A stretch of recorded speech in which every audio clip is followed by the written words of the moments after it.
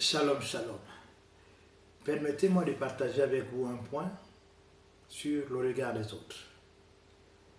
Notre monde est défini aujourd'hui avec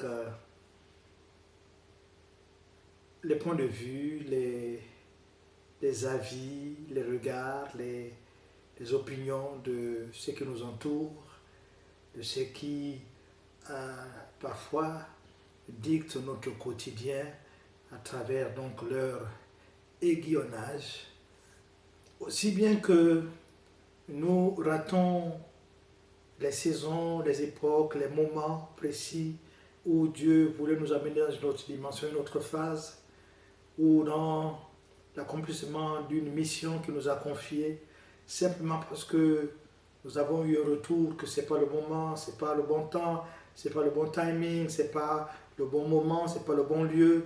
Tellement de raisons qui nous font rester sur place sans pour autant avancer. Nous avons quelqu'un qui a souffert de ça, c'est Gédéon.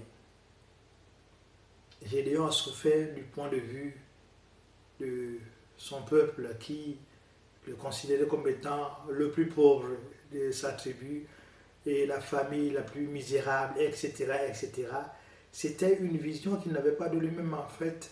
Il a dû avoir une comparaison entre les familles, une comparaison entre les richesses, une comparaison entre l'éclat des familles et celle de Gédéon, et une comparaison entre les individus, entre les enfants et les pères, les mères, etc., au point que Gédéon s'identifiait comme étant le plus bas de l'échelle. Voilà le résultat des regards des autres. Il s'est vu comme étant quelqu'un qui ne pouvait rien faire, alors qu'il avait en lui une force immense qu'il avait toujours possédée, qui l'a mené à poser des actions, à battre le faucon pendant que d'autres se cachaient. Lui, il battait le faucon pour essayer de le sauver. Donc il avait déjà cette volonté-là, mais il était retardé par l'opinion et le regard des autres.